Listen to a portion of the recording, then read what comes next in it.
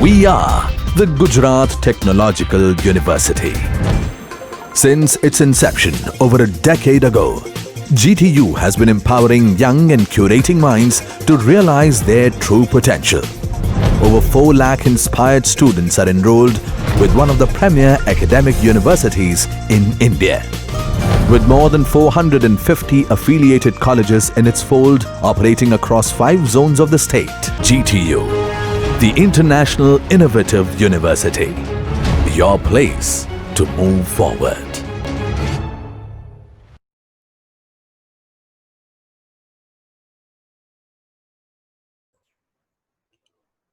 Okay, so we were discussing about pole mounted substation. Again, if we have a quick recap of what we have discussed, that pole mounted substation is generally used for distribution purpose, and it is placed overhead on a pole like this. So this is a specific type of structure arrangement that we have done in order to place a pole mounted substation. Now it is very as we have seen that it is the cheapest form of substation. Why? Because it does not require any kind of building work, so it is the cheapest form of substation. Here if we see, the transmission lines are connected to the transformer terminals, these are the bushings, by means of isolator and fuse. So these phase three phases are connected through the isolators. That's why this is also known as gang of isolator, right? And this is the fuse which we have connected.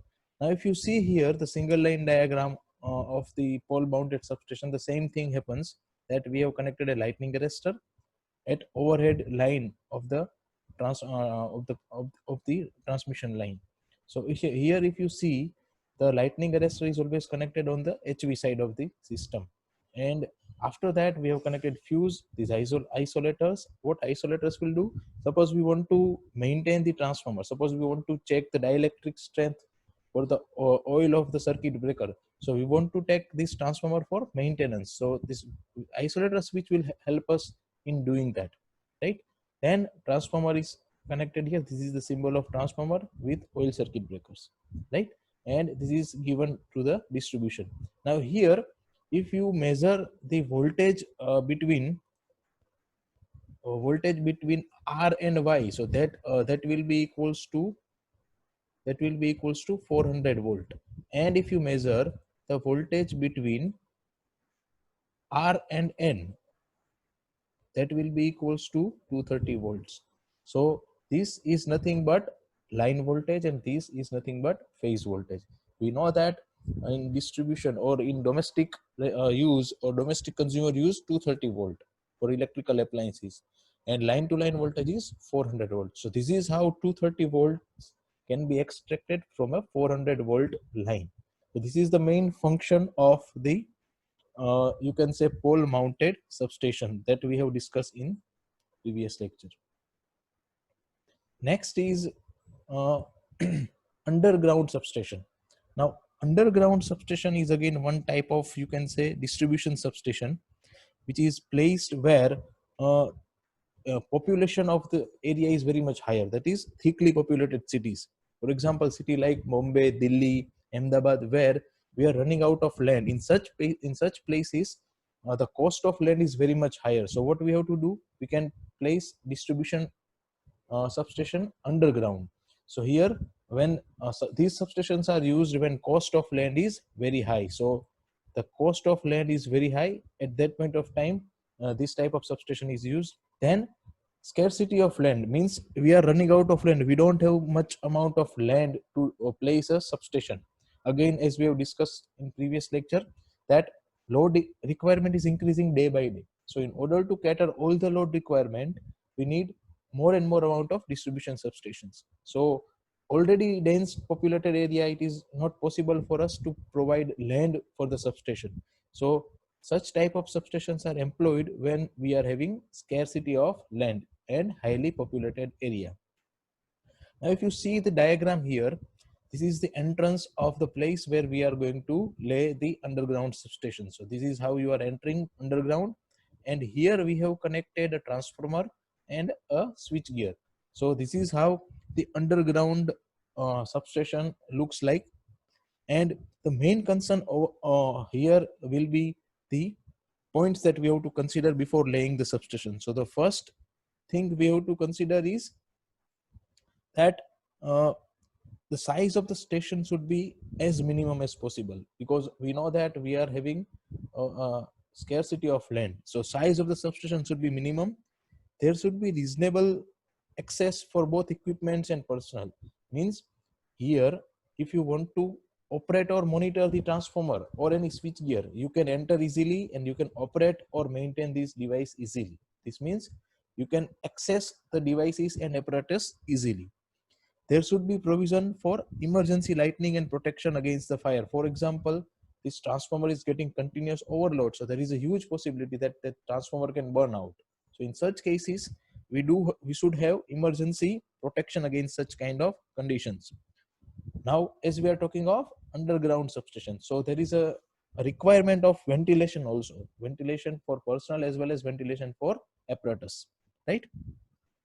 Then again, the transformers, switches, and fuse should be air cooled to avoid bringing oil into the premises. So these devices should get some amount of air, that is ventilation that we require, right? So this is nothing but underground substation.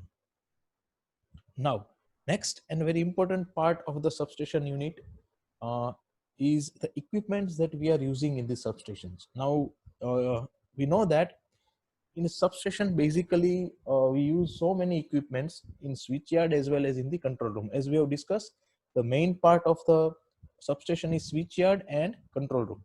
So this diagram here, if you see, this shows a single line representation of a substation where we have so many equipments connected in a specific manner. So always remember, in a substation, you cannot place any equipment at any point. There must be some sequence that we have to follow in order to install all the equipments in the substation.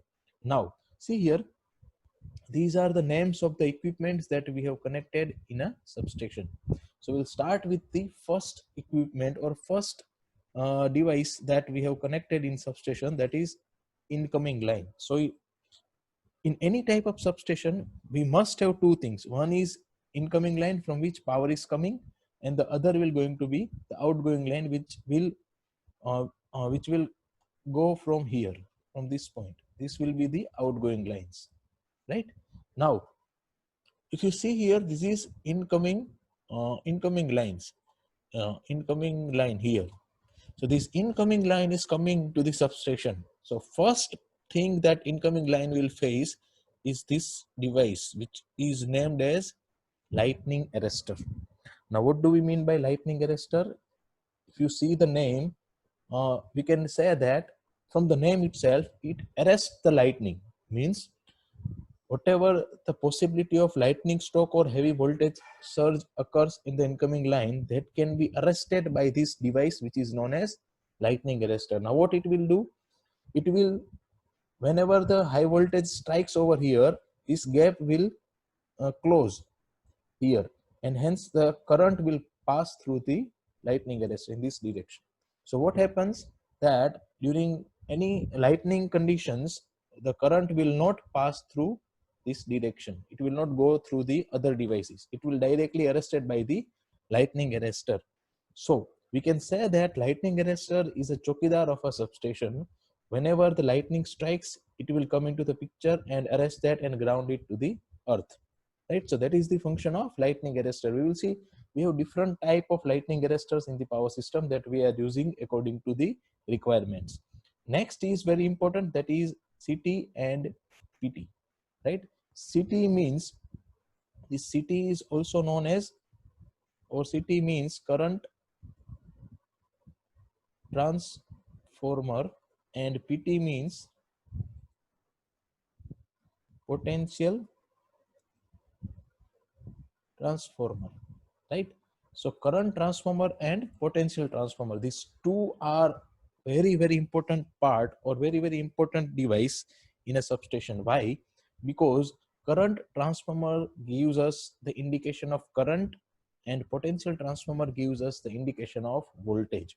Now, why does it require to have current and voltage in a transformer in a substation? Now these transformer can be used for two purposes. One is, you can say, the protective transformers,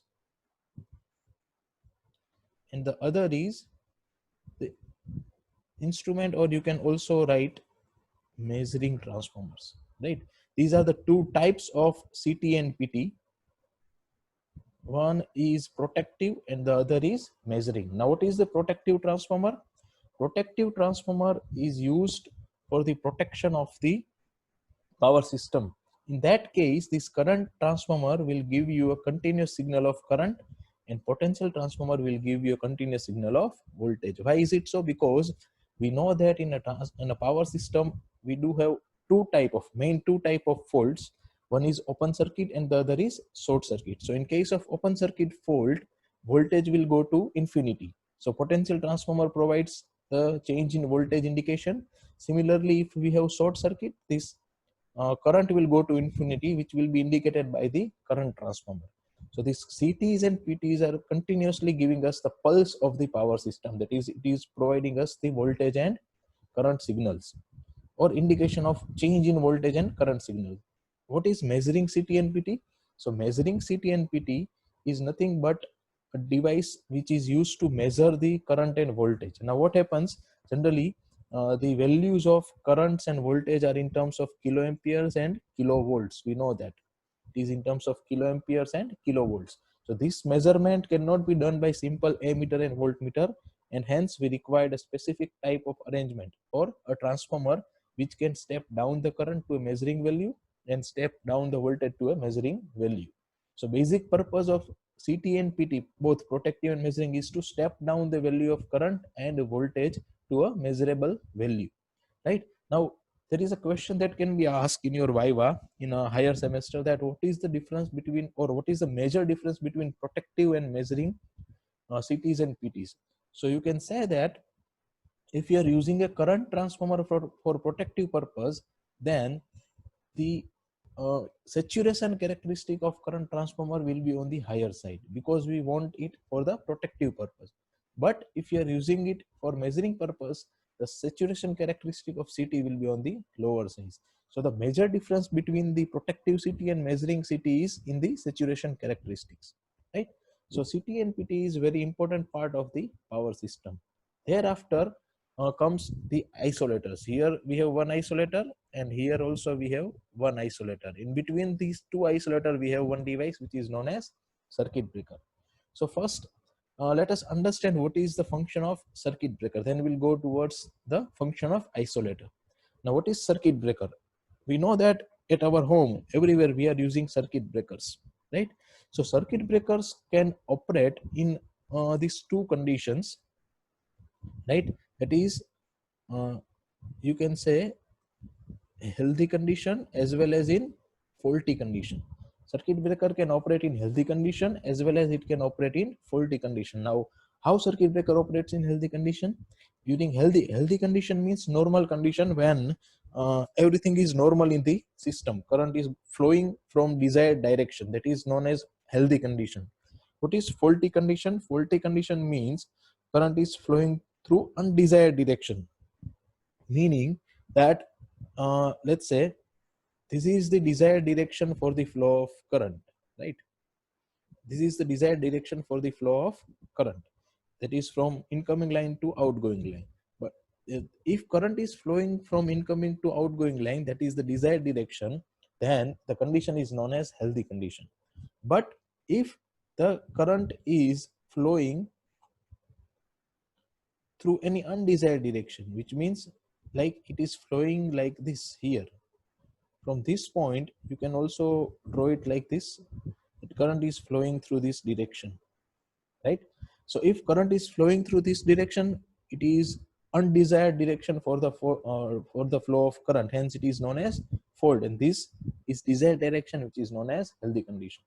So during healthy condition, circuit breaker operates as a switch. You can on off the circuit breaker, and you can also use it as a switch. But the main role in power system for circuit breaker is to work during the faulty condition. So during the faulty condition, what happens, that this is the two contacts of the circuit breaker. So in normal condition, these contacts are closed. So if the value of current increases passing from the circuit breaker, suppose a short circuit occurs over here. Suppose a short circuit occurs over here, right? So the value of current passing through the circuit breaker is very, very high, and hence that can be it is very important for the circuit, for the system to get isolated. Otherwise all the devices connected after this will be affected and it can damage. So circuit breaker will open this contact. We will have different type of mechanism in circuit breaker to open the contact, right? So when this contact is get opened, the current passing through this point and this point here, circuit will get open circuit, and hence current will not flow through this direction.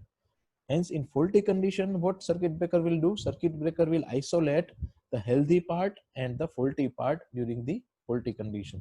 So that is the role of circuit breaker. Now, circuit breaker, what happens when you open the contact? Here, heavy current was flowing. We know that the value of current is in terms of kiloampere. So heavy current is flowing through this circuit breaker.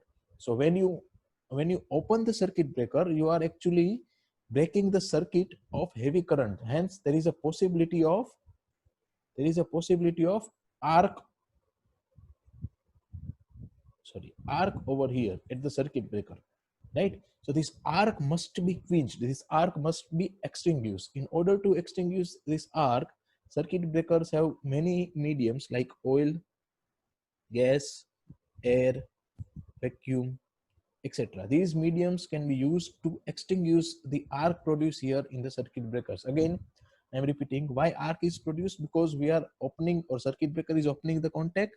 It means it is breaking the heavy amount of current. We know that the value of current in the power system is in the range of kiloamperes. So arc will be produced. This arc, unless and until the arc is not extinguished, the circuit is still closed.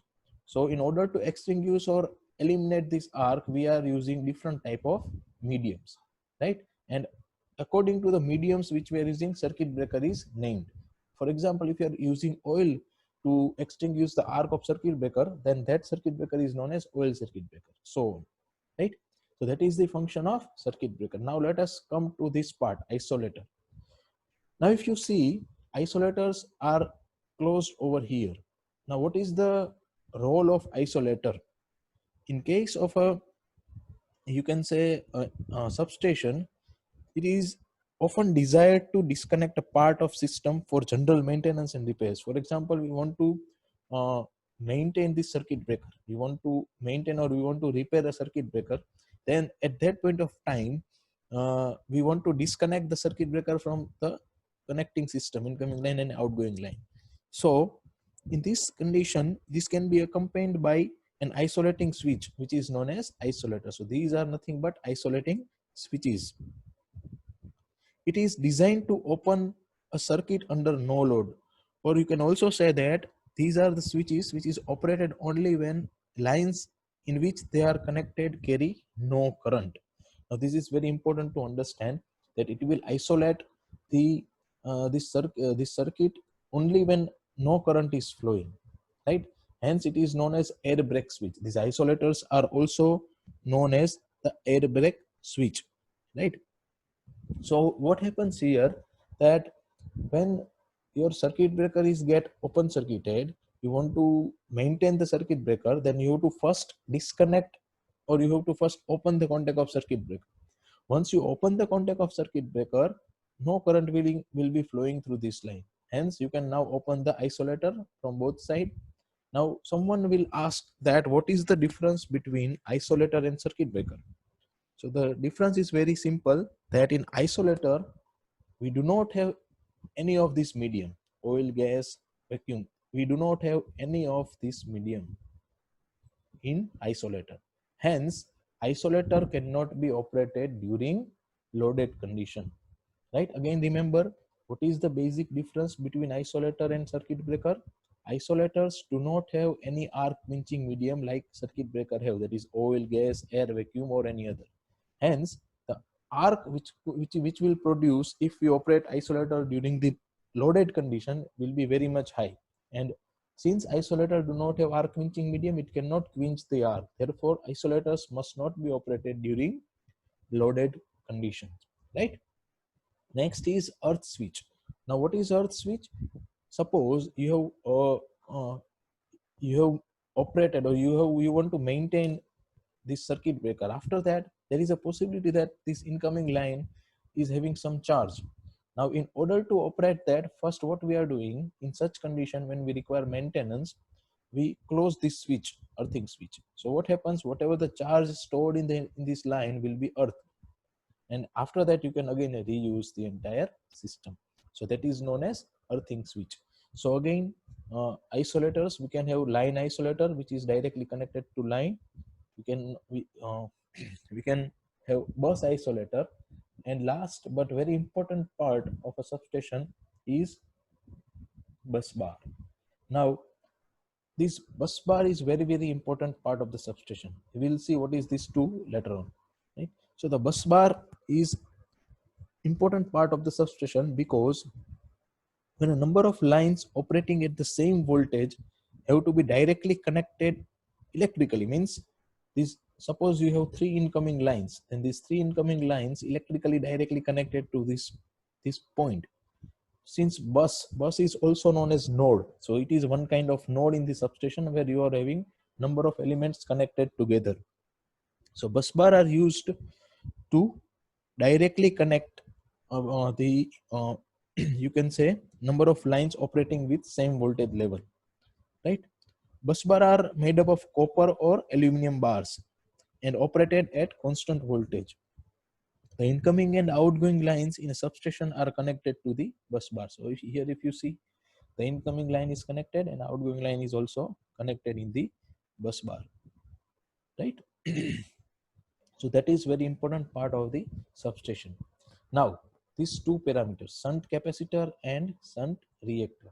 These two parameters, or these two elements, or these two equipments are not connected in every substation. These can be connected in the distribution substation or in a transmission substation. The main purpose of shunt capacitor is to provide the power factor improvement in the power system, and the main function of shunt reactor is to provide the reactive power control to the power system. That we will see later in the upcoming subjects, right? So this is the simple diagram to understand different equipments used in a substation. So these are the equipments that we have discussed. Now, if you see that these equipments are placed where? These equipments are placed at switchyard in a substation. Switchyard means the open area or ground area where we are placing all the assembly of a different equipments connected together. So in switchyard, what is there? Incoming lines that is coming from the you can say, if you are having a distribution substation, then incoming lines will come from the transmission side. Then isolated switch is nothing but isolators, outdoor bus bars, circuit breakers, transformers, CTs and PTs, outgoing lines, and lightning arresters, right? So these are the equipments which we are using in the switchyard. Then in the control room, so if you see, entire substation is divided into these three parts: switchyard, control room, and battery room. So what is there inside a control room? So whatever the apparatus we have connected here, these all apparatus are controlled and monitored in control room. That is why it is known as control room, right? So how we are doing that? By using instrument panels, means by means of cable we have connected panel in the control room, which shows and gives the indication of the different parameters for the different apparatus which we are using in the switchyard, right? Then various type of relays. Now, what is relay? The basic function of relay is to sense what relay will do. It will sense the fault. You can say relay will sense the fault. Now, what was fault we have discussed? When current flowing in undesired path, then it fault occurs. So relay will sense the fault, or you can also say it sense the change in the actuating parameters. Then supervisory control apparatus. Supervisory control apparatus means you can say SCADA system, as we have discussed, right? Then telephone system. Telephone system is very important part in a substation, and we know that we are using transmission line for this purpose, which is known as power line carrier communication, which means that uh, we are using transmission line to get to achieve the communication purpose of the requirement, right? Now, what is this PLCC? We know that a transmission line have two type of frequency. One is 50 hertz frequency, which is known as fundamental frequency, and other it carries kilohertz frequency. Now this 50 hertz frequency is a fundamental frequency, and this kilohertz frequency is the frequency which we required for communication, right? So what, how can we achieve this? How can we do that? So fundamental frequency we are using for the normal purpose for supplying the power to the system. And this kilohertz frequency, how can you extract it? That can you can extract that by providing the wave trap, where you are using LC filter to extract the carrier signal from the transmission line, and this carrier signal can be used for the communication purpose, right? So that is power line carrier communication. This wave trap and all other devices are placed on this switchyard, right? And last but not the least is battery room. Battery room can be said as a heart of the substation. Why? Because whatever the panels or you can say relays that you are placing in a control room will require this DC supply in case of your failure of AC. So that is why battery room is a very, very important part of a substation, right? So in battery room, what we are doing, we are connecting number of batteries together in series to achieve more amount of voltage, right? So that is known as battery room, right? So this is how the substation looks like. If you see, this is how the substation looks like. Now this is known as bay. Bay means in a sequence which we are connecting the apparatus. Now, as if you remember the definition of substation, it is assembly of apparatus connected. So these are the assembly of apparatus which we have connected. So this A part is nothing but primary line side. This is the primary line side part. This entire part, this entire part is primary line side part, and this B part is nothing but secondary power line side, right? So if you see starting from one, what is this one? This is power line, sorry, primary power lines, which is incoming line. This is nothing but a transmission tower. It is not a pole, remember. This is called transmission tower, through which the incoming line is coming to the substation. Second is ground wire. What is ground wire? This, if you see here, blue line, it is connected on the top of the transmission tower and on the top of the all the poles which we have placed in a substation. The function of ground wire is to provide the protection against lightning, right? Then three is the overhead line which is coming over here, which we have connected here. Then four, that is number four, this is the device which we are saying as a transformer for the measurement of electric voltage, which is nothing but, if you remember, this is nothing but PT, right? Then disconnector switch, which is nothing but isolator. Then 6 is circuit breaker. Again, 7 is current transformer. So this is CT, right? 8 is lightning arrestor. So this is lightning arrestor over here, right? And 9 is main transformer. So this is the main transformer. Thereafter, 10 is control building. So this is our control room. So this entire up to this point, you can say from here to here up to this point, we have switch yard, and from here this point is our control room, right? And 11 is the security fence which we have placed, and then thereafter the outgoing line. So this is incoming line and this is outgoing line. So this is how the substation looks like, right? So again, this is a switch yard where we have connected the assembly of the apparatus together, and this is the control room. So that is what the substation looks like, right? Thank you.